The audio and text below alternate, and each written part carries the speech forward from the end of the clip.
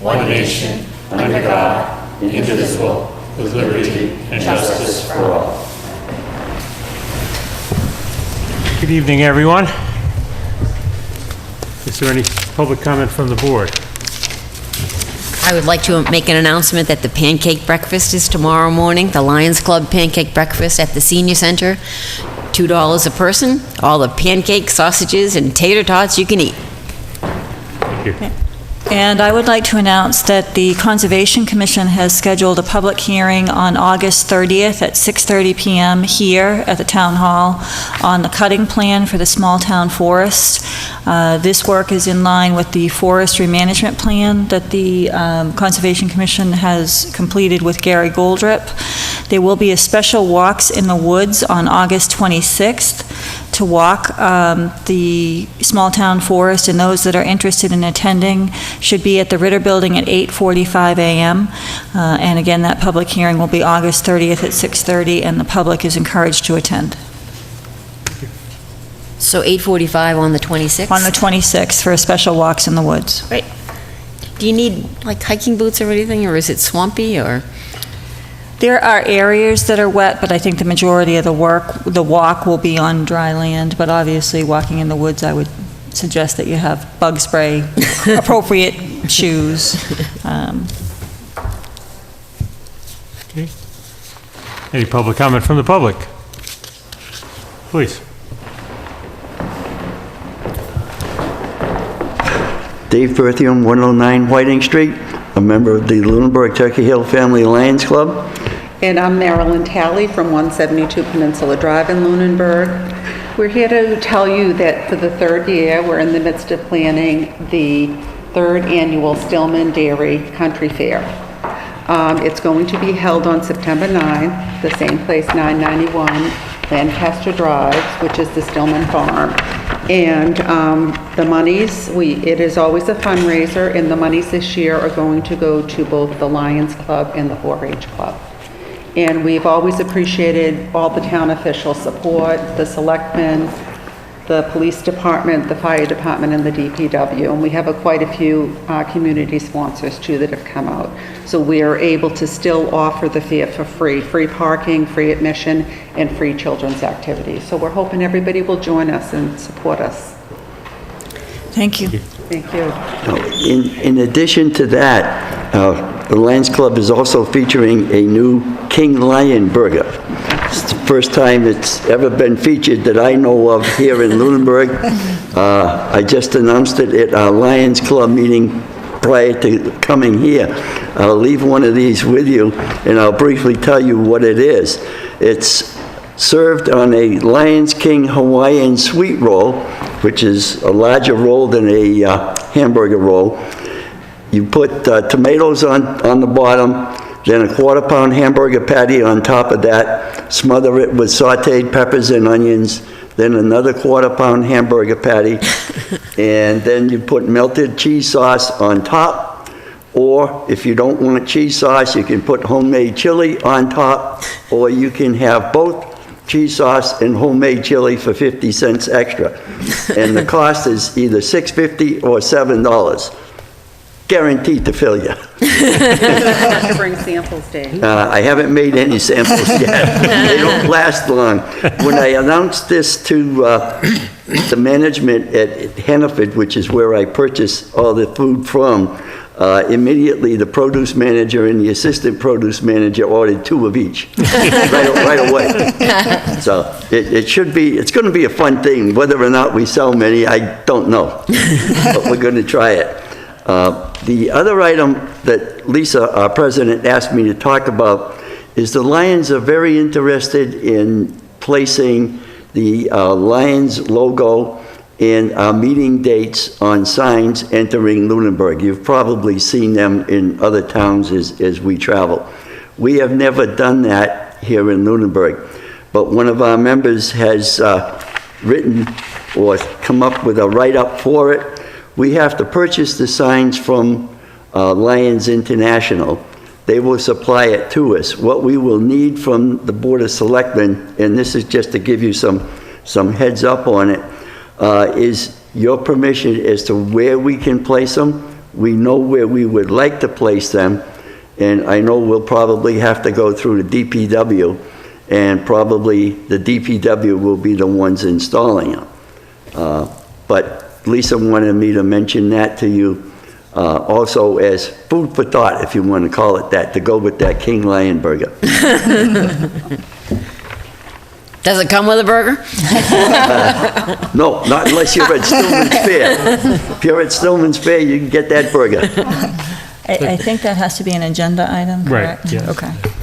And I guess we'll have to check with the planning board as well and see if they have any input on it. But certainly it sounds like something we'd be more than happy to consider, and we'll get it on the agenda as soon as possible. Okay. And certainly talking to the DPW director, because he was involved in the Agricultural Commission's Right. signage as well. Yeah, and in driving through Lunenburg, I do quite frequently, a lot of the places that he had put down on this note in front of me, where to place them, were somewhat next to the Agricultural Commission signs, especially the one on Leominster Road, that I know, as I drive by there quite frequently.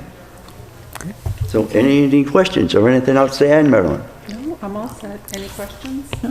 Great. Thank you. Thank Okay, you, and thank you thank you. for all you do for the town. Is there any other public comment? Okay. Our 7:05 appointment has to do with pay-as-you-throw program update, and I'm going to ask the town manager to walk us through that. Okay.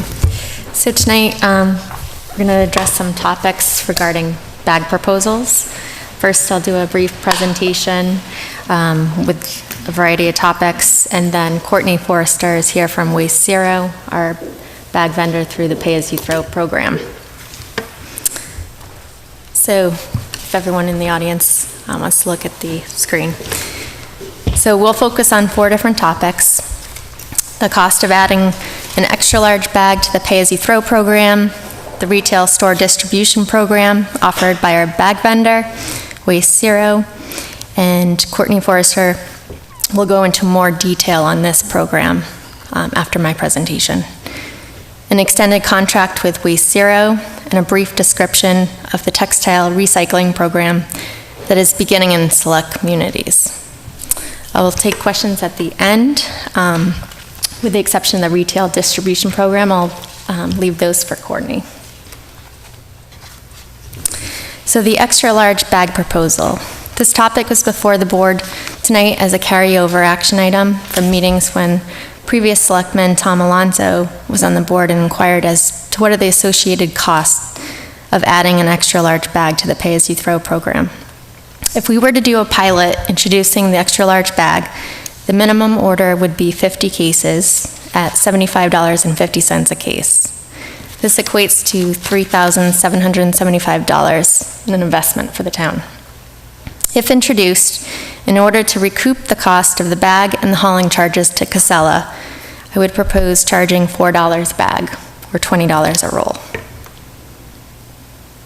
And just to give a little more detail, the proposal would be a 40-gallon bag, 2 millimeters thick. It would be clear plastic so we could see through the bag for any items that are not, that are restricted or banned materials. And the maximum weight is still 30 pounds. I have a question. You know, if it's clear plastic and they choose not to pick it up because there's something in there, do they have a sticker or something that they put on it that says, we're not picking it up because of this? Not that I'm aware. From all previous correspondence, there's no way that the town know that they wouldn't pick it up. So I just wonder that people would think, oh, they just forgot to pick up my bag. You know what I mean? If it's not tagged. Just a question. So these bags would be sold at the DPW or for stores that chose to sell this bag. So the retail store distribution program, this would be new to the town. This would be that our trash bag vendor WasteZero offers that would ship and deliver cases of bags directly to our retail store locations.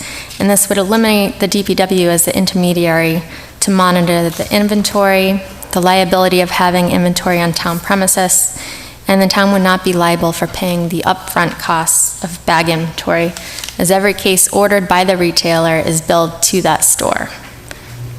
The contract proposal from WasteZero includes transitioning to the retail store distribution model with zero cost in year one. And we could have the option of reverting back to the previous model if we find we're unsatisfied with the retail store distribution model. This slide topic is in regards to an extended contract with WasteZero. So to date, the town has gone year to year with no contract in place with our trash bag vendor, WasteZero. And they've been our vendor since the pay-as-you-throw program's been in place, and they hold the Mass state contract for our pay-as-you-throw bags. They've offered the town a multi-year contract that provides stability when it comes to pricing for budgeting and offers the town the best pricing available. The contract includes transitioning to the retail store distribution program at zero cost in year one and 4 cents per bag in year two, and year three would increase by the consumer price index plus 3%. And the current pricing right now is 3.5 with the consumer price index. Would you assume it would go up 3% every year after that? Or? It's a 3-year contract, so Okay. year three would be the additional 3%.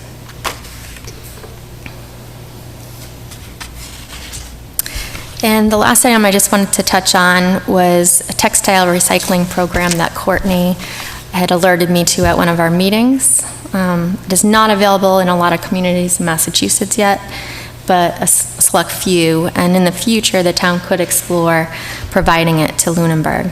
A company called Simple Recycling provides a service that provides each household a different colored bag than our pay-as-you-throw bags, and residents could put their textiles in these bags and leave them at the curbside, and it follows the same trash route as our Casella does. So on the same day, they would pick up these bags, and it's a free service that they provide. For every ton of recycled textiles they collect, they pay the town $20. So the monetary payment is secondary to the recycling effect to the community. The statistics indicate that 85% of textiles are not recycled or donated, and the EPA estimates 68 pounds per person of clothing are thrown away each year. So something we thought we should highlight. What other types of things in the textile recycling would they pick up? Outside of the simple recycling, The textile recycling, yeah. it would be all textiles, used Okay. clothing. Okay. Do you know what they do with them? I believe, and Courtney can probably answer this more, sure. Please. Hi, thank you. I'm Courtney from WasteZero, as Ms. Lemieux had mentioned. So just to touch on Simple, they do, can I hear me? Should I talk into this? What Simple does is they started in the Midwest in Michigan, now they're in Texas and some places in Massachusetts. They collect textiles as well as some home goods, so kind of things that you'd bring to a Goodwill trailer in addition. But what they do with them, and I have a little handout too if you'd like to read more about it, the same thing that happens to either Goodwill or a drop-off container or any other textile donation you might see. Some are resold at thrift stores here in the Commonwealth or in the area. Things that aren't able to be reused are then repurposed into rags, insulation, animal bedding, different things. And finally, textiles that are maybe not fashionable, but in good shape, might get exported to a country where that might need them for wear. So that's pretty much with textile, this is like as a nationwide or as a recycling program in general, only about 5% end up getting actually trashed, and that's when things are contaminated with oils or grease on it. But pretty much any textile can be recycled, whether it's repurposed, resold, or turned into a rag or other material. So blankets would, Yeah, blanket blankets, sheets? sheets, Okay. stuffed animals, bags, shoes, one sock, the dirty undershirt that you might have, all of those things would be recycled in textiles. That's interesting.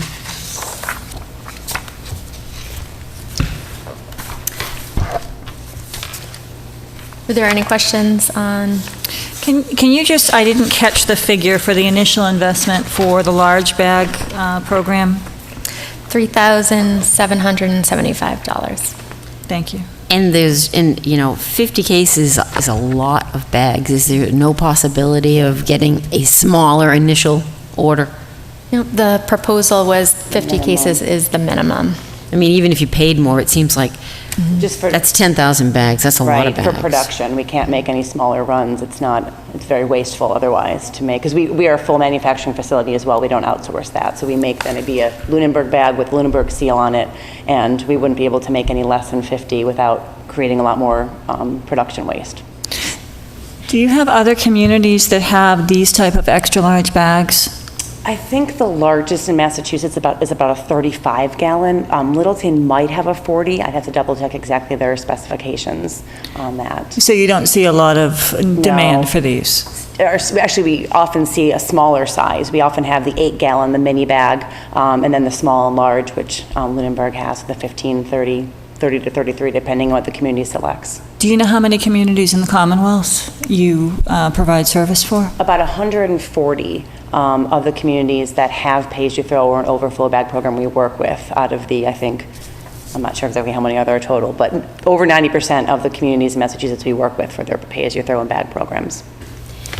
Okay. And is there something on the bag that indicates that the maximum weight would be 30 pounds? Right, so just like now, your bags, you would create a custom plate that you guys would let us know what would be on it. So the town seal, maybe it'd say, no yard waste, no hazardous materials, maximum weight, 30 pounds. And currently, our bags don't say that, right? Would it cost extra to have? Nope, we could change that plate for you. We offer that to our customers, especially in a contract program.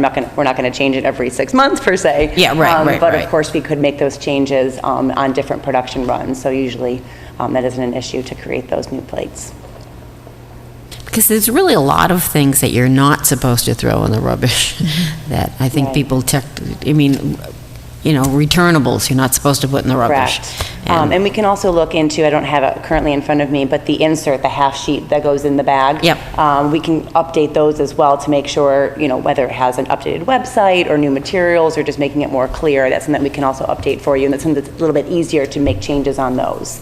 That's simple. Yeah, because they don't, I just read them today in preparation for this meeting, and they don't say much. Correct, and we can add more materials to that. That's usually, we started it when the program began, probably at the discretion of the town. But we have some templates that we've created. We have samples from other communities, things that have been working. Again, we all know people often don't read their packaging that much, but it is there. Especially if there is a new change to the program, people might be more likely to say, oh, what does this say? And take a look at it, so. Heather, this is a question for you. If we did decide to move forward with this proposal, do we have the funding for that initial investment? I think we do for this year one. Okay. We'd have to look at how fast the bags move. Okay. And it has to come out of the pay-as-you-throw funds, though, right? It has to be totally self-funding. Right. All right, when we talk about the retail store distribution program, which is another part of this presentation, it says the town's not liable for paying the upfront cost of bag inventory as every case ordered by the retailer is billed to that store. So, does that exclude the extra large bag? With that program, yes, because as we're currently proposing it could be added into the agreement if we were to do it. But right now, as it stands, since there is no agreement, it would be the upfront investment as it stands. But if it was something that, I'd have to actually double check because it is possibly a pilot. I want to see if that's something that we want to take that liability, and then if we only sell 10 cases, Right. we have 40 cases of Lunenburg bags that we can't give to, Littleton. So. Yeah. But is it a safe assumption, and I understand this is, we haven't negotiated the actual Sure. agreement, is it a safe assumption that if we went for the initial investment, that if it was wildly successful and we were going to reorder them, and we also bought into the extra large, the retail distribution program, that it would just continue It would be a on? part of that, just be another bag is exactly in the same terms Okay. that we proposed originally with the two current sizes. Are you looking for a vote? I'm looking for input from the Input. board. I don't have a recommendation on this. One thought that I have is we had I think, a very good response to the town hall survey. And I think that given the fact that there's 140 communities in the Commonwealth that use this program, and perhaps maybe one has a bag this size, I think that before we invest and end up with 50 cases of bags that we can't use, I'd like to see what the interest is in the community. You know, I was looking at the cases of bags sold since 2011, and the trend has been to go from the larger bags to the smaller bags. You know, like in 2011, there were 418 cases of large bags and 251 cases of small, and this year so far, it's 388 large and 343 small. So it's been trending that way since. So the trend in the community has been less large and more small, according to what Heather provided us. Are we going to go through this proposal as well? That's Was that just our for your plan? information, but Okay. Courtney can talk more I'm just going to about highlight a little bit more on the retail store distribution, and it's most of the materials. I Before you go, remind me what the current weight limit for the large bags that we're doing now? 30 pounds. 30 pounds. So the larger bags still will only be 30 pounds? Right. Okay. Is the large bag now 30 gallons? What's... Yes. I don't know, it doesn't say on the bags, because I wait. looked. Let me just double check your 33 by 35, it's a 30-pound limit, it's a 33-gallon bag, technically. So the large now is 33 gallons? 33 gallons. And what's the small? 13 gallons, excuse me. 13. Actually, that's 15, I'm sorry, 24 by 15 28 is gallons. 15. It's, bags are very interesting because we go by Small is the weight, 15? or excuse me, the 15 size, not necessarily the gallons. gallons, because those can vary. But the approximate weight that we use is a 33-gallon for the large, and we call your 24 by 28 small bag a 15-gallon, Okay. 14, 15-gallon. So dimensionally then, the 40-pound one, is that just taller? Gallon. Yeah, the 40-gallon bag, I believe, I have it with me, was the 35 by 42, and your current large bag is 33 by 35, so a couple inches both dimensions. And it's a thicker mill. Your current bags are 1.4, and that extra large bag will be a 2.0, because it is a little bit larger. And for reference, a hefty, extra strong bag is typically 0.9, so that you would buy it, Home Depot, Target, Walgreens type store. What was the dimensions on the extra large bag? I don't have it directly in front of me, but I want to say it's 35 by 42, but that could Correct. be... Is that correct? Okay. Okay. Whew, good memory. And what's the mill on that? 2.0 for that's that we've proposed for that size. We can make any size bags, that's what we recommended based on your current usage. And you wouldn't change the mill on the other bags? Not unless you folks wanted to. Okay, and it's Yeah. 1.4? That's the current. So, just a personal kind of observation, I think it's the thickness more than the size that would be, if there's any attraction to the larger bag, it would be that. It was Slightly larger. a combination of both. Personally, the reason why I would like a larger bag is just the tying factor of, I have a normal trash can like you see, metal one, and you fill it up, and just tying the yellow bag is the tough Oh, I can part. show you So how to do If that. it were a little taller, it'd be easier. The other thing that we mentioned in the proposal, which we're happy to do or not, it's not hinging on this, is switching you folks to a drawstring bag. You currently have the twist tie, so you need those extra 4 inches to tie, and some residents may not be as active as yourself and just put it out in the street, and who knows what happens if it's not securely tied. So you recommend the drawstring, because that's simply all you have to do is cinch it. And it actually uses less plastic, because even though there's a little bit more for the fold over with the strip, it's less plastic and easier for residents. And most people, left to their own devices, purchase drawstring bags. And easier to open as a result. True, yeah, exactly.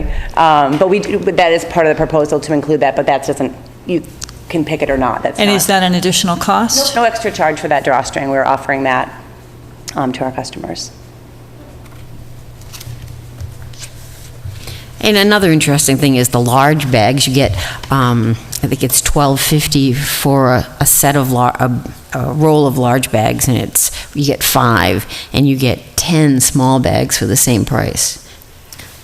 I think it's $12.75 for large and $12.75 for the 5 $12.50 bags. for small. Oh, geez, a quarter difference. Yeah. So I think that's maybe part of the reason more people are going to small. Or they're recycling more. Yes, and and we do want to encourage recycling and diminish the amount of waste. I like that textile recycling idea very much.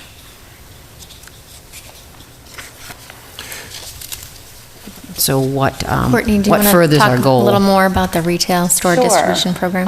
So just a little more detail about the retail store distribution program that Heather had mentioned. So we do this to the majority of our customers in Massachusetts, and it really takes the burden off of Public Works.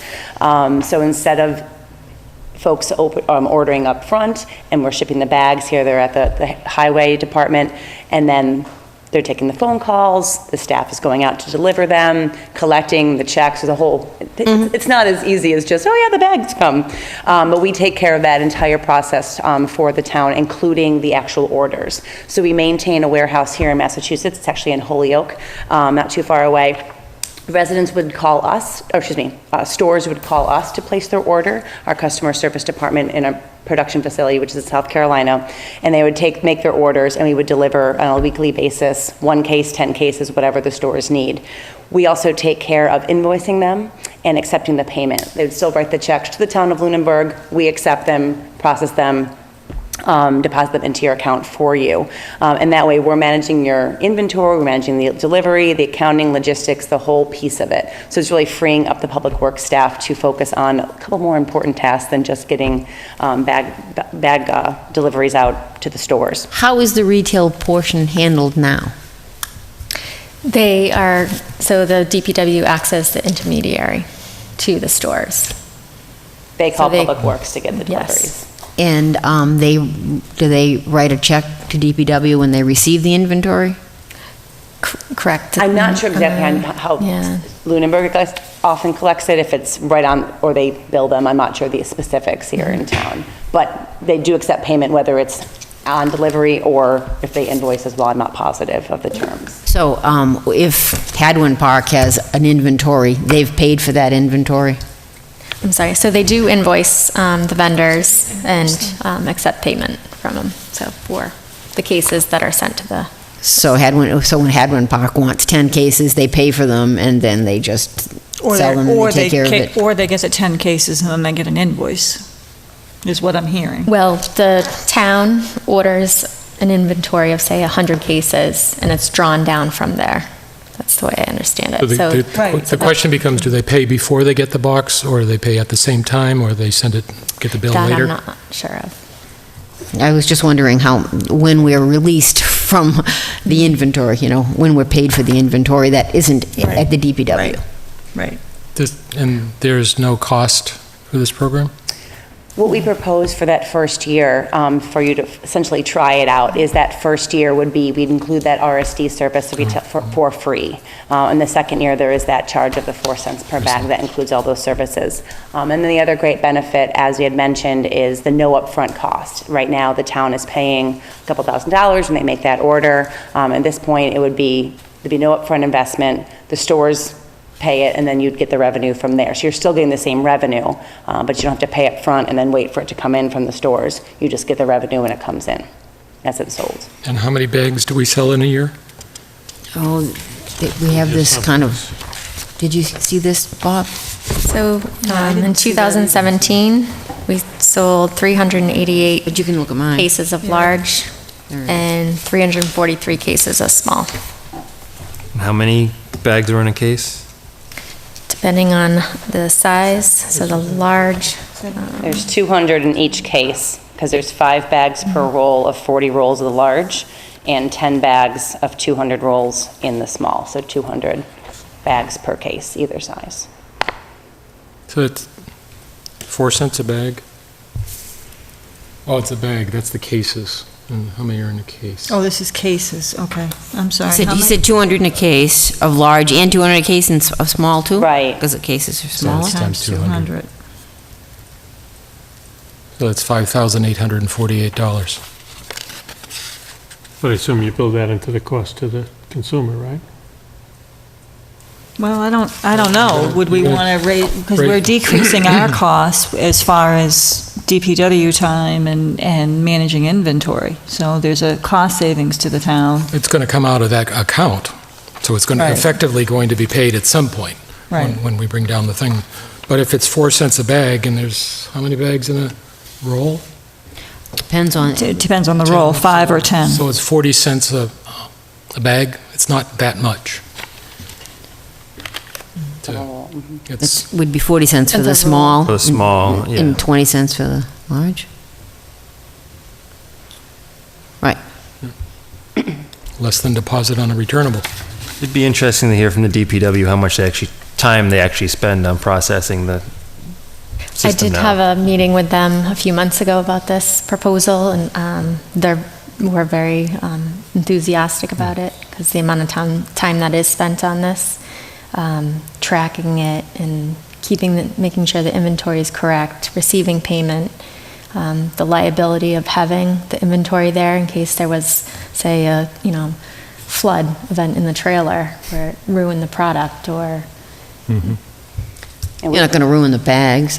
Yeah, you'd ruin the Be tough to ruin the cases. bags. Cases But and- you'd ruin the cases, and then how do you? I think this is going in the right direction. So do I. And it's a pay-as-you-throw. The cost should all be borne by the users of the program. I'm one of those, and I would be willing to pay more money to get what we're going to get for the service. I'm sure the stores are probably going to be happier because it's going to be an automated ordering process instead of having to call the DPW when they're Correct. open, when they can get back their priorities versus delivery priorities.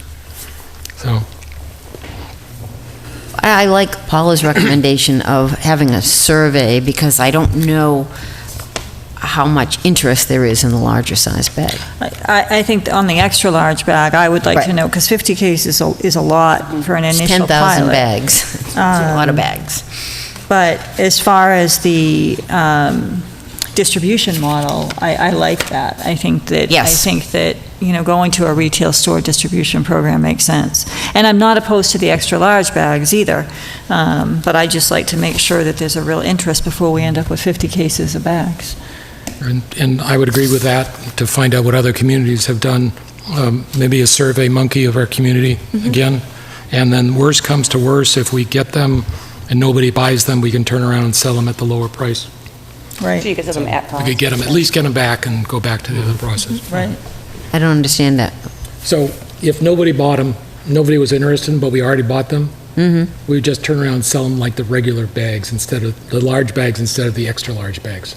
So you could always sell them So we could At a sell them loss? as large at a bags loss. at a loss. It'd be a Sell loss. them You could also, we've had some communities where, because your traditional bags are yellow, these ones are clear, so you could very easily say to Casella also hauling for you, say to them, no longer pick up the clear bags, people can use them as liners, and they would just pay for the cost of the 40 cents that you paid, outright, and that way they can't use it as a pay-as-you-throw bag, or they could just use it as a bag, or, as you mentioned too, using it as a large bag.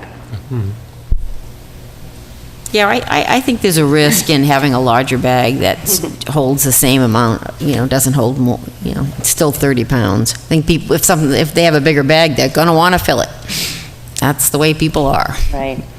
I'm happy to pull together a couple communities that have the different sizes and we can kind of look at their breakdown of their sizes. Again, I think for most people, if they have a 30 or 40 gallon, they don't have another one just 5 or 10 pounds less, or 5 or 10 gallons less. But I can certainly pull some stuff together for you so you can look at the usage at least on the larger bag size, the 35 gallon plus size bags. If we don't venture into the larger bags, I'd at least be interested in the drawstring and maybe a thicker mill on our current large bag. Absolutely, I agree. Adding a thicker mill to the current large bags, do we know what that would increase the cost? It would increase the cost. I'd have to check on pricing and specifically on the mill. As you mentioned, 1.4 is what you folks are using. 1.5 is our standard pay-as-you-throw bag. But again, like I mentioned, a hefty bag is 0.9, so it's definitely more than even that bag. We're happy to look at 0.6 or 1.6, 1.75. The cost would go up, and I can maybe get some pricing together on how that would look to compare to those pricings. Well, and that would be a good thing to put in the survey, too. if people feel we need an extra, heavier mill. And I'd be interested to find out how much extra plastic comes from extra mills Sure. over the usage. We do use recycled content per the state contracts. That is definitely beneficial, minimum 20%.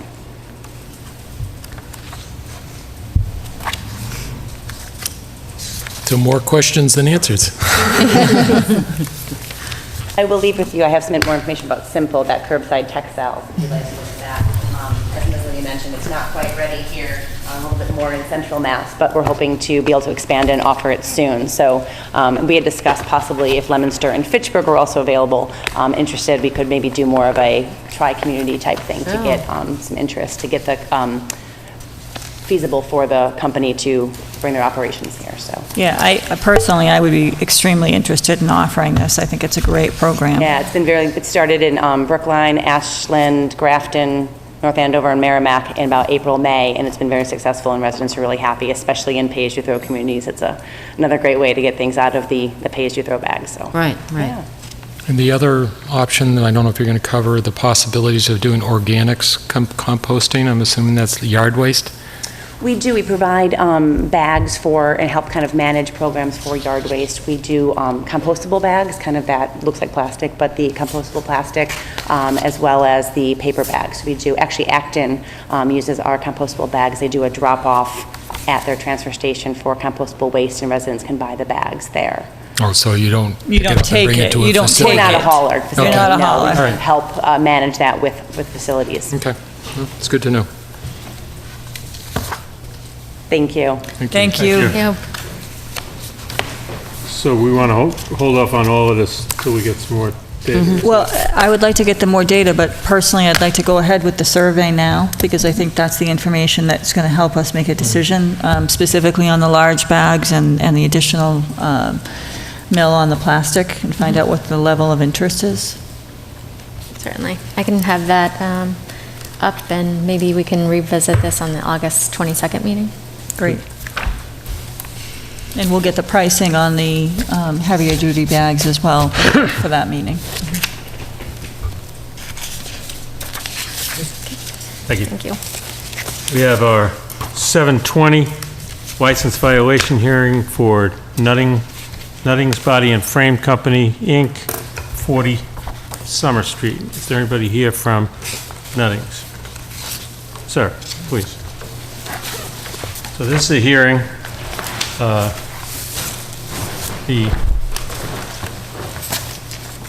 Nutting Company was notified by certified mail return receipt request on July 26th of this hearing, and in that letter it outlined 11 violations of Mass General Law and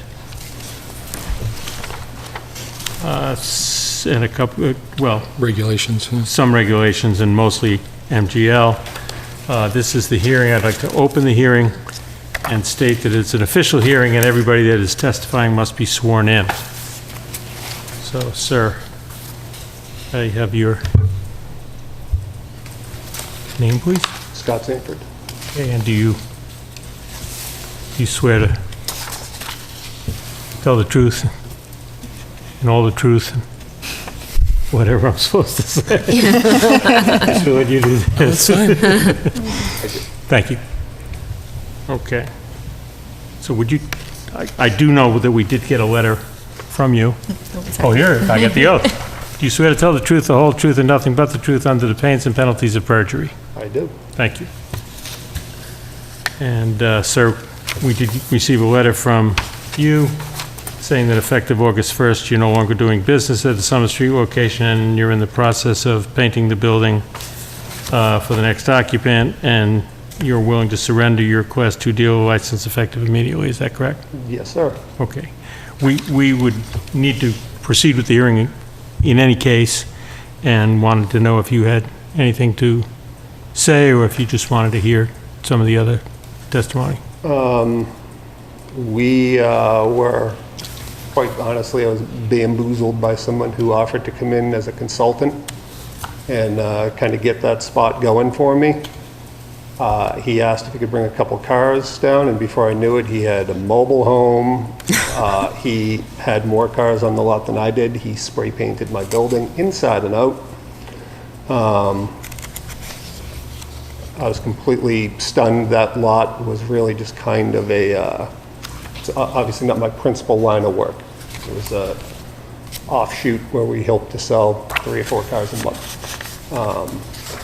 I was made aware of this, instantly knew there was going to be problems, so I figured what the best course of action was to have somebody come and take the vehicles out, clean the lot up, paint it, and get it ready for somebody else.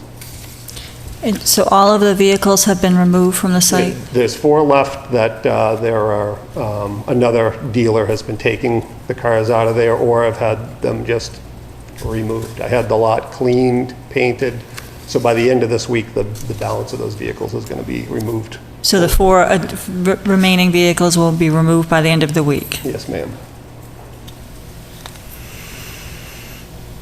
And all of the other equipment and the motorhome and everything else is all gone? All that's left on the site is the building and the 4 vehicles? Yep, and once those vehicles are gone, the last day I have a contractor come in to just mow the lawn. If there's trash, they're going to remove all that.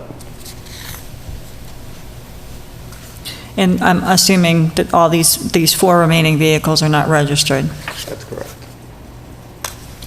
One concern I would have is that if Mr. Sanford surrenders his Class 2 license, we now have 4 unregistered vehicles on a lot that there is no legal ability for them to be there, because that's a violation of our zoning law.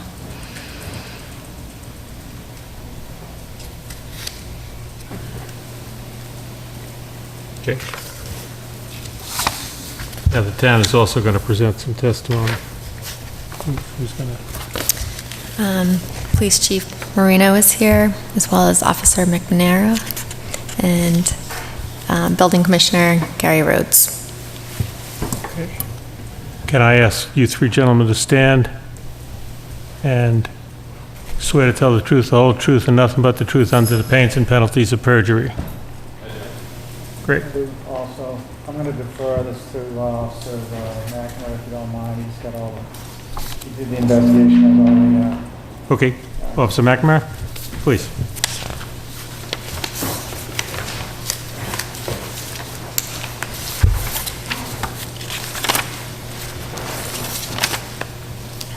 So I guess where we start is we received a complaint from a resident about some things that were going on at the dealership on Summer Street.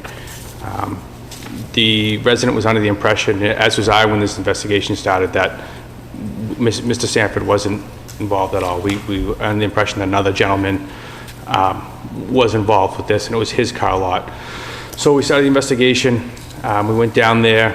We went to do a dealership inspection, and I invited the building commissioner down there with me, and we basically just went through the car lot. I'm not sure if you have the letter that I sent Chief Marino with all the multiple violations that we found there. The one thing that kind of did strike me as odd is it was a car dealership. It has been a car dealership for a number of years. However, there was no general registration or dealer plates ever issued to that lot. So, you know, which is kind of what led us to there was the plates that were coming out of there. But you know, just that was, you know, my main concern. Is you have a dealership, but you don't have general dealer plates assigned to it. We went through. We found a number of violations, which are all, I can speak to whatever ones you have any questions about. They're all on the letter that I had sent to Chief Marino and the town manager. I don't know if they had given you, I have photographs of the lot too, in the condition that we had found it. Mr. Sanford, when he came down there, he agreed to rectify everything and clean everything up, which as I was down there today, and there are only 4 cars left. The motorhome, the boat, the trailer with trash in it, he has removed all of that as we are right now.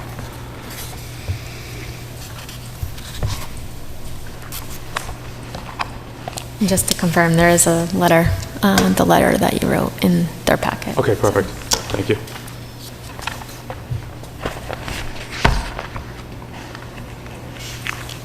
I mean, I don't know if you guys have the pictures, but I have a bunch of pictures from down there, the condition of the lot and stuff like that, if you guys would like to see them.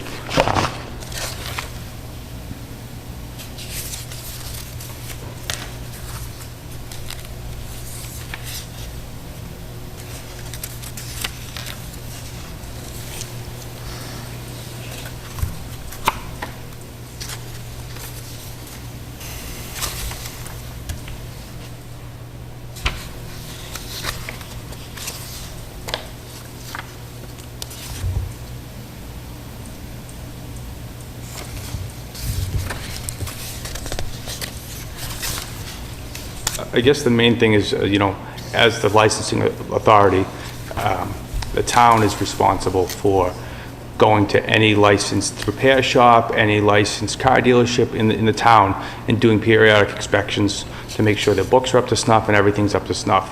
The only thing that the state does is if you want general registration plates, as far as repair plates, farm plates, anything like that, then you submit an application to the RMV, and the state comes out and they do an inspection. But if you don't have any plates, and once you're issued your plates, as far as I know, as long as you don't have any complaints, they don't come out and do dealer inspections. You know, that would go for as far as, you know, anything from Mr. Sanford's lot all the way up to Chapter Lane, any repair shops in town, anything like that. It's on the town to do the periodic inspections to make sure everything's up to stuff.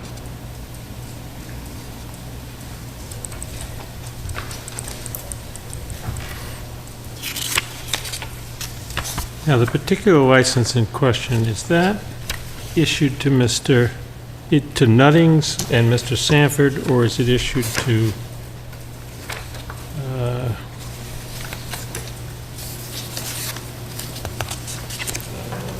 domestic, Hugo Ferreira? No, he was the individual that Mr. Sanford was referencing, and he was the individual that actually we had the original complaint against from the resident. Okay. But the license is in? It's the license, I have a copy of it. It's issued to Nuttings Auto Body and Frame, doing business as Nutting Auto Bodies and Frame. The 2012 permit application, who was that received from? The very last page. That goes along with the Zoning Board of Appeals special permit 2 pages before that. Right, that's part of the Okay. zoning board of appeals permit, They granted a special permit. special permit. So, well, I understand there were violations. It's my understanding that Mr. Sanford is willing to surrender his license. So I'm not sure, I mean, I'm not sure what action we need to take as a board, but I do have some questions for our building commissioner relative to the remaining vehicles on the site. Building Commissioner Rhodes? Good evening. My name is Gary Rhodes. I'm the building commissioner, the interim building commissioner. Nice to meet you. There are, as it was already indicated, on the July 12th, I was requested to go out and do an inspection of the property. At that time, I noted a number of violations that were attached to your license. They were also conditions of the Zoning Board of Appeals special permit. They were really the same conditions. At the time of that inspection, Mr. Sanford, we had a verbal agreement that he would correct all of the violations at that time. It was agreed that he would do it within 7 days. At the end of 7 days, I went back out onto the site, and there were still a number of violations. As a result of that, I wrote an actual enforcement order under the zoning, not under yours, but under the zoning, and I cited a number of violations. In addition, I added a new one, which was I felt that the license had expired because he had sublet the business. I had gathered some information with the help of the police department. There were some business cards on the site that would indicate that Intuit Auto was also running out of 40 Summer Street, and whether it was known or not, I felt that it was a business being run there. As a result of that, I cited him and said that he had to correct all the violations. In addition, that the special permit had lapsed. He has the right, under zoning, I have to give him 30 days. He has a right within 30 days to appeal that decision to the Zoning Board of Appeals, where he could argue that it was not sublet. or that there are no other violations. To your question as to what happens at this point, I would wait until after the 30 days and then go out and do another inspection. If there are still vehicles out there, then I would take action as it would deem appropriate. At this point, so there seems to be some indication that the vehicles would be removed by the end of this week. There may actually be no further action I would need to take. Answer any other questions the board may have. Thank you.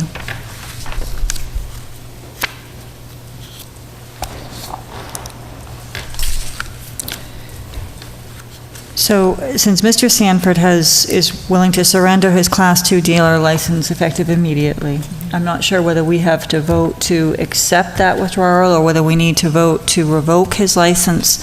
And then, as the commissioner suggested, have a follow-up inspection in accordance with the violations of the special permit. And I sincerely hope that Mr. Sanford will get those cars off a lot within that 30-day period. I believe we first, I agree with you, Mrs. Bertram, but I think we first need to find that a violation has or has not occurred. And then we can, once that's done, we can determine any penalty according to our license rules and regs. And I would say that there's well-documented evidence here presented by both the building commissioner and the police department of violation of the Class 2 auto dealer license. I would second that. Any further discussion? All those in favor? Aye. Okay, so the next step is to determine what action, if any, up to and including a revocation of the license, we care to move. Well, I recognize they're withdrawing their license, but I think that we should be revoking the license based on the severity of the violations.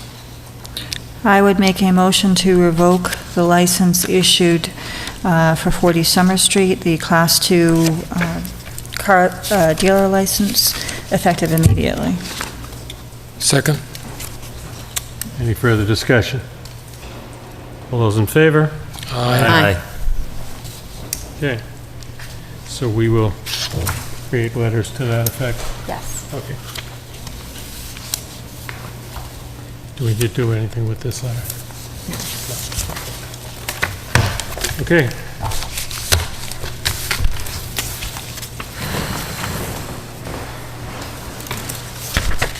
We have an 8 o'clock appointment on earth removal permits. Let's see if we can, you think we can fit that sewer thing in 10 minutes? Okay. I'm going to move up our current business item on the request from the Sewer Commission to use special legal counsel and ask Mr. Ebersol to just fill us in on what the request is. Sure. The Sewer Commission, as is true of other departments, used our prior counsel for various work and is currently in the middle of work with Highfield Village to settle items between them regarding an allocation agreement and payment of that. And at this point, they're asking to retain K&P Law Firm regarding that. As they stated, it's not an open-ended commitment. If they're unable to come to a finalized agreement, they would come back to the Board of Selectmen if they need additional extension of this. And just a note that their use of this council is paid out of sewer funds, not the town funds. And I would support this request. I know that we moved from the council because we wanted to get a different council to look at things. I think it's good to have a second opinion, but this one's right in the middle of work at this point, so I would support this request. Is that a motion? That is a motion. Second? Is there any further discussion? I'd like to just ask the town manager if she supports that. I do. With with the understanding that it would be for a limited amount of time, given that we're on a retainer agreement with our current new council. But I think it sounds like it's in the best interest of the Sewer Commission to retain KP for this matter. All those in favor? Aye. Okay. I'd like to thank the members of the Sewer Commission for being here. Thank you. We still got a couple of minutes. How about, can we do the T-Mobile? Okay, our current business item to look at the lease agreement for Town Hall for T-Mobile. You're going to open a business here at Town Hall? Is that what the lease is for? Just one moment.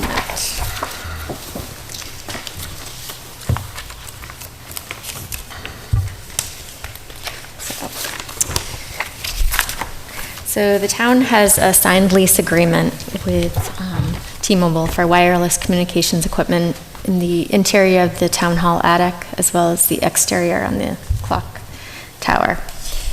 The original lease was signed in 2000, and an amended lease was signed in 2012. And according to the amended lease agreement, it is scheduled to renew for another 5-year term, so that renewal term comes up on August 31st of this month. After review by our current town council, it was discovered that the original lease agreement was invalid because the term of that agreement was in excess of what was allowed by law at that time. And it also was in excess of the town meeting vote that occurred on May 13th, 2000.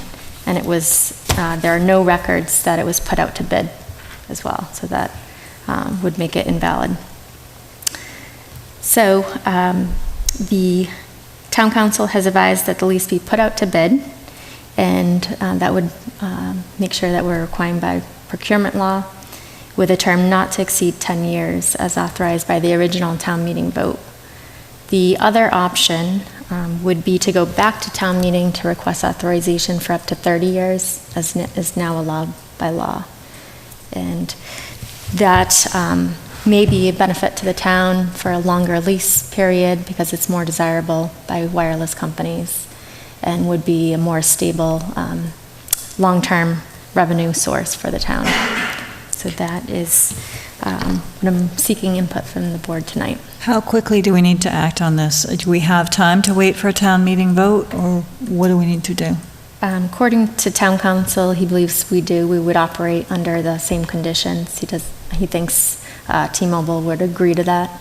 Okay. Could we do it at the fall town meeting, or Correct. does it need to be done at an annual town meeting? It would be a fall town meeting. Fall town meeting. I would recommend that at this point, I would agree that going with the longer lease than a 10-year is going to be beneficial to the town, and I think it makes sense to wait for the fall town meeting. I think that makes sense with making sure that something gets in writing with T-Mobile, that we don't automatically have a renewal for another 5 years on August 31st. Even if it's not a valid lease, we don't want a lawsuit. Mm-hmm. So we can get them to agree to A memorandum extend of it. understanding. Yeah, something like that. Is there any benefit in putting it out to bid for 10 and, having something in the bid that says we don't have to accept it to see, it says here that we may get better terms if it was a 30-year bid or request for bid? Is there any way to do the 10-year bid in the meantime and see if we get favorable results and then still have the option to do the 30? I believe we would have to substantially change the second bid if we put it out twice. So if we do a 30-year agreement, is there any opportunity to renegotiate the price in there, or you're stuck with that price for 30 years? The proposal that would be put out would be seeking the highest, we could put in minimums as well, but the bids we receive, we're seeking the highest level of payment per month. So it's the reverse of low bid, it's the high bid. Can we do a 20-year lease instead of a 30? Or is it could be 10 or any 30? term up to 30. So I guess I would be more likely to look at favorably upon a 20-year than a 30-year. Because things change so fast. Right, And right. inflation, What I was- mean, what we agree to now, 30 years from now will seem like peanuts. Exactly, exactly. Well, I mean, you can also have, request that they have inflators for annual things. I guess I would be interested in finding out what is the state of the art today for going out to bid. Are people going for 30-year contracts, 20-year, whatever, that type of thing? There must be a telecommunications Yeah, what's the standard? expert at MMA or something else like that I that can could give look us more some. into that. I think the 10 is a result of it doesn't require town meeting vote for 10. It requires town meeting vote for anything longer than 10. Right. But I'm just wondering what the industry standard is. What are these companies looking for? Is the industry standard They want long typically 10? enough to recover the cost of their equipment. Right, and exactly. If they already paid for the equipment in 2000, that's 17 years ago, have they got the value of their property out? And if they wanted to go longer, does that mean they're going to install new equipment? Or does their current lease agreement allow them to put new equipment at any time?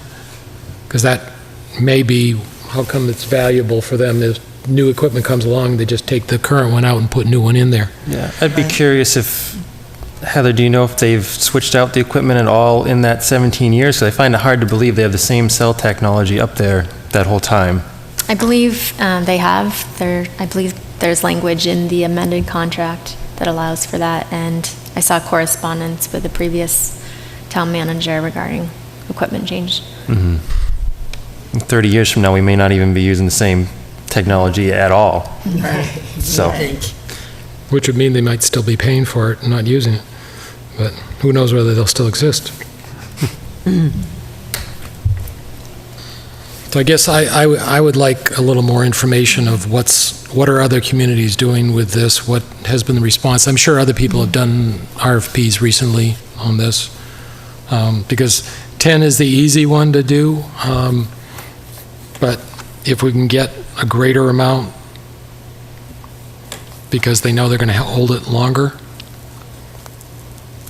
If 10 is the standard, then I would suggest that we should go out to bid for a 10-year lease. If the standard appears to be more, then I think we need to reevaluate and possibly go to town meeting. So that's why I'd like to know what other communities are doing.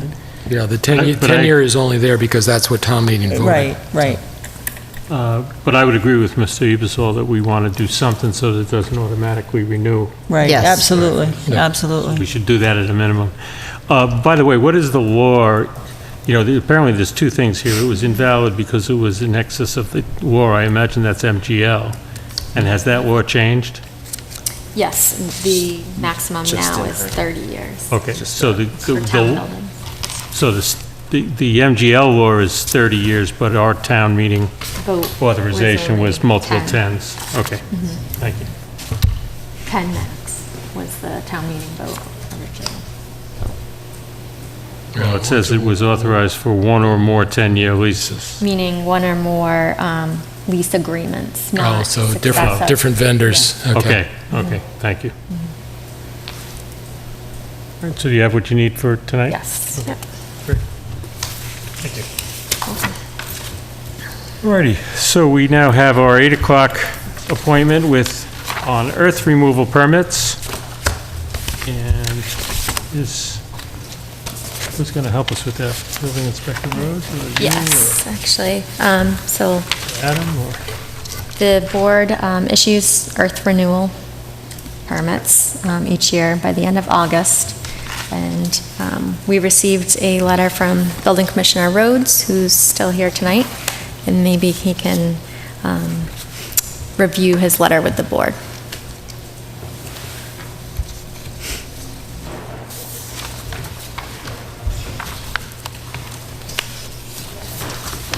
Again, my name is Gary Rhodes, the building commissioner. I had been requested by the town manager's office to go out and do a site inspection for the earth removal renewals. In doing so, I obviously reviewed the town bylaw as well as some of the older reports. Powell and Keating both, I want to tell you that they were very gracious. They showed me around the sites that were really good. I didn't need to see the Montori because I could drive through and see what I needed. But one of the things that was clear to me when I went through a lot of the sites that I visited, there was no earth removal going on. In some cases, the sites are already beginning to reforest. And when I look at the bylaw is clear in that it's about the removal of earth products, not just having a permit. So I was questioning, I thought, whether or not the board wanted to consider whether these permits should be closed out. And as part of the closing out, the board has the right to, within the bylaw, to request a closure plan.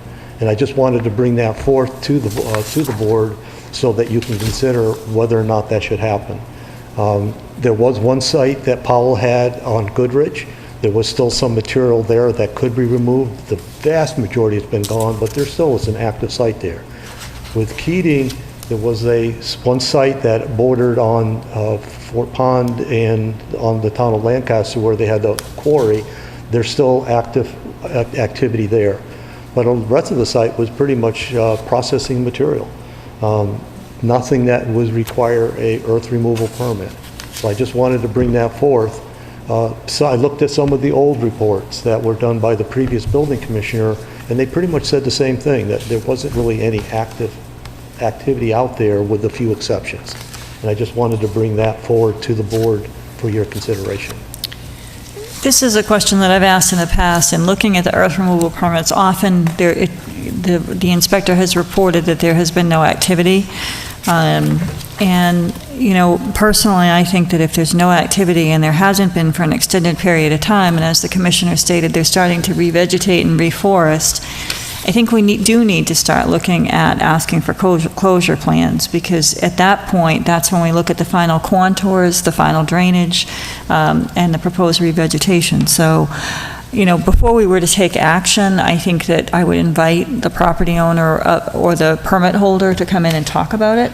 But I think that it does make sense to, rather than having an uncompleted site that's not being utilized, it does make sense to look at is it time to put together a closure plan and not issue this permit. So before we were to take action on any of these, I would invite the permit holder to come in, but I think it makes sense. Elaine did contact all the applicants, the permit applicants, to attend tonight's meeting by phone. But were they aware that we were talking about possibly not issuing permits? They were aware of the agenda item, that it was discussion on earth removal permits. I think that we'd have to go a step further, because typically discussion on earth removal permits has really just been a list and approving them all in one swoop. I think that given the fact that we're considering not issuing permits for sites that have not been actively utilized, I think we need to send a letter stating that we're considering not issuing the permit because it does not appear that this site is being used for earth removal any longer. I think, and then I'm sure we'll have people attending. So. And next week's agenda is workshop. Is a workshop. So I would suggest that we send the properties that are in question to have come in on the 22nd, so we can still take action this month. I think you had a... Yes, sir. My name is Mo Langlois. I'm the quarry operations manager for PJ Keating, and Elaine did contact us, and we're here representing PJ Keating.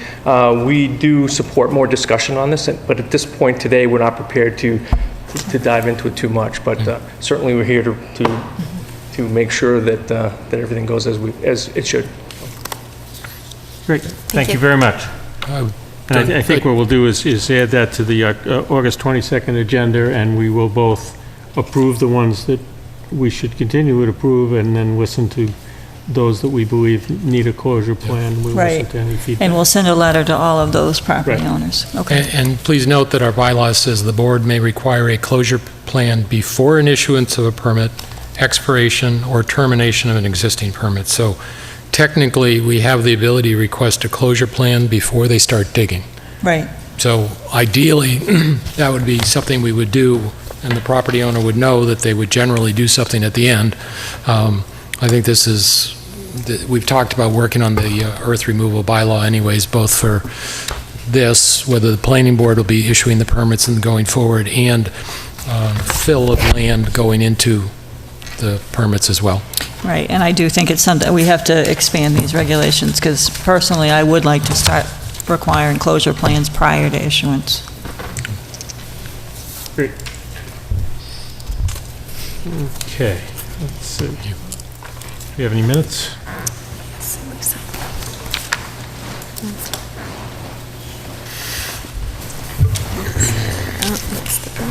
I do not believe so, no. Lots of different topics tonight. I know. No, just warrants.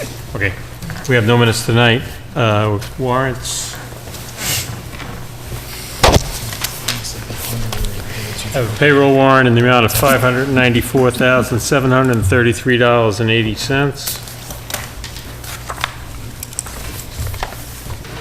A payroll deduction warrant in the amount of $527,172.50. Accounts payable warrant in the amount of $702,093.29. That's all. Okay, we have any action file issues? I have two. Just a reminder that we were going to work on an evaluation document for the town manager, but I didn't remember when that was a deliverable. The town manager and I have begun that process and plan to do it during a normal meeting as opposed to a workshop, and I believe it's soon. Yes, August 22nd, I believe. Oh, August 22nd. okay, there we go. That's great. Secondly, we did a goal-setting session, and I didn't remember what our next steps were to finalize those, or did we finalize those? I believe that is going to be incorporated into the discussion on the valuation document. Okay, great. I think they're related, and we're going to do them both. I In didn't know when it was, but... In our goals as well? Yes. Okay, good. Or at least discuss them again. Yeah, thank you. Were they the two? Yes, thank you. Okay, any other action file issues? Okay, any committee reports? Mr. McQuaid? Planning board has not met, and I believe we have our first capital plan committee meeting next week. So have something to report on that then. Ms. Luck? I did attend the Hazard Mitigation and Climate Adaptation Stakeholder Initial Workshop on August 2nd. The focus was stormwater.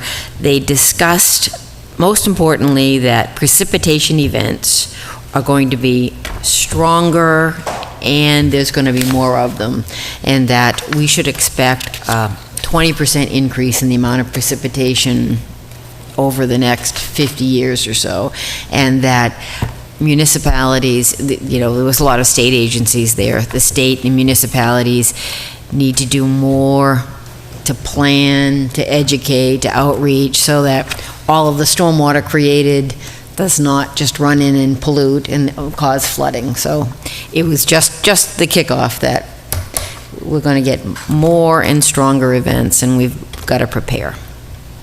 The school committee met on August 2nd.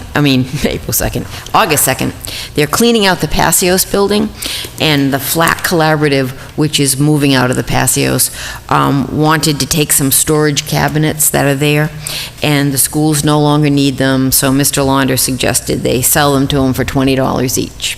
And if there are any left over after they take those, they're going to offer them to town departments. They'll meet again on the 16th, and the Stormwater Task Force next meets on the 24th. That's it. Ms. Bertram? The MPO is not meeting this month, and I attended the Conservation Commission meeting on August 2nd, where they approved several wetlands applications. I won't go through all of them. There was one that was sort of an interesting discussion that I just thought I'd share, and that was, there was an application on 338 Sunset Lane to do a placement of a very large boulder, addition of a dock, and construction of a treehouse. And the building commissioner had determined that the treehouse was not a structure under the building code. It was a 12 by 12 treehouse that was proposed to be 4 feet off the ground. So the Conservation Commission took a look at it and looked at photos of the proposed finished structure, which was very similar to a dwelling with siding, sheetrock, windows, and a roof. And they determined that it was a structure in their opinion, and it was within the 50-foot no structure zone. So they did deny the application. Simultaneously, the property owner withdrew it, so I'm not quite sure officially whether it will be denied or withdrawn. But it was an interesting discussion, and just thought that it was something that the public should be aware of. As I said, the public hearing is going to be held on August 30th for the cutting plan for small town forests, with a special walk on August 26th to walk the small town forest. People interested should meet at the Ritter at 8:45. And then in general discussion at the end of the meeting, they discussed the algae treatment at Lake Shirley. They treated North Basin. Lake Shirley is experiencing significant algae problems this summer. And that led into a brief discussion about ownership of Lake Shirley, which, as you know, is an unclear title. And one commissioner mentioned or suggested that the town should look into overseeing management of Lake Shirley. My recommendation, I spoke as an individual, but my recommendation as a member of this board was that if the commission wanted to do or recommend such a thing, that they needed to come before this board, and suggested that they would make an appointment. And I also let them know about the town council office hours, and that if they had questions or concerns, that they should talk with town council. No report from me. No report from me. The Finance Committee meets this Thursday evening here in Town Hall at 7 o'clock. I would like to remind all of us that we did agree that, liaison positions, we'd encourage various boards that we work with to avail themselves of the town council office hours. And hopefully we're all doing that. I'm going to go to the zoning board meeting tomorrow night and make a plug. Great. Town manager report? The town hall painting project. So in an effort to solicit more input on the color chosen to paint the town hall, whether it be white or the current color scheme, I worked with the IT director to put a survey up on the town website. And this was shared by the police department's Facebook page and also the non-town run Facebook page, Lunenburg, Mass. And it solicited a lot of interest. The poll was worded that should the town hall be painted white or the current color scheme, and had a comment box for those that wish to provide more written input. The survey generated approximately 593 responses as of today, with 83 comments. 85.32% of responses chose white, and 14.68% of respondees chose the same color scheme as the building currently is. So the use of SurveyMonkey I found to be a great tool, so it is an engagement tool for this topic. I think that's was a great idea to do the survey, and I'm glad you had such a large response. I never would have expected that many people to actually weigh in on it. But I knew it was going to be a hot topic, so. Actually, a slightly larger response than the number of voters in the last election. So based on the survey, and it seems to be dwindling off, I'm going to close the survey tomorrow. A lot of the comments were received over the weekend, and then it's tapered off. So will you use a similar tool for the pay-as-you-throw? Yes. Great. So I don't know if the board wants to make this an action item for the color to the August 22nd meeting. Might as well do it all. Yep. Sure. It's going to be a busy night. I would like to include that as part of the bid proposal. That's why I'm soliciting that now. Make sure we publish that, so if any of the 593 people want to come and talk to us in person, we can. Do we need to wait till the August 22nd meeting, do you think? When are you looking to do the bid? As soon as possible. Yeah. So can we do it within the during the next couple workshop? of weeks, I was going to have it all finalized. Within the next couple of weeks. So is August 22nd too late That for you? will or- meet the time frame. It would meet the time frame. Okay. Town Hall Mean Abatement Project, the company that was selected to remediate the mold in the basement of the town hall, will begin next week. An update on the foreclosure auction. The notices for the foreclosure auction on August 29th at 1 p.m. have been posted at 4 public places, which we're only required by law to post at 2. And these notices were also sent to the original property owners as required by law. The information on the auction and the properties is on the town website, and it has been sent to the cable committee as well to put on the cable bulletin. 485 Townsend Harbor Road, that was initially part of the 6 properties, has been removed from the list of properties. They'll be auctioned on the 29th. It appears by the assessor's overlay map that there's an encroachment by adjacent property owners. So the town will need to perform a boundary survey to verify whether there is an actual encroachment before taking any action. Is this the one with that leads into the Harold Harley site? It's within Hickory Hills, I believe. Yeah, I believe this is the one, and I would just point out, because there was some research on this done by the Conservation Commission, because there is an easement, the Conservation Commission has an easement through the property to access the conservation land. So I'm not sure if that's the encroachment question. No. So, okay, okay. Tax title properties, the treasurer collector will be mailing out letters this week to the properties in tax title to notify them that they have 30 days to pay their outstanding past due balances, or the town will proceed with either filing a petition to foreclose with land court, or the tax lien will be sold at a future tax title assignment sale auction. Do you know how many properties that is? Offhand, I don't recall the total number, but I can find out. Town council office hours. I sent out an email today to all employees, boards, committee members through the town-wide email address that Attorney Costa will be available on August 22nd from 4 to 7 p.m. So this time will just be one attorney? Correct. And I just forwarded to all doing my liaison duties to all those boards. The Summer Street project, we received notification from Larry Cash at Mass DOT that a signed right-of-way certificate has been issued for the Summer Street project, and the anticipated advertisement date is August 19th.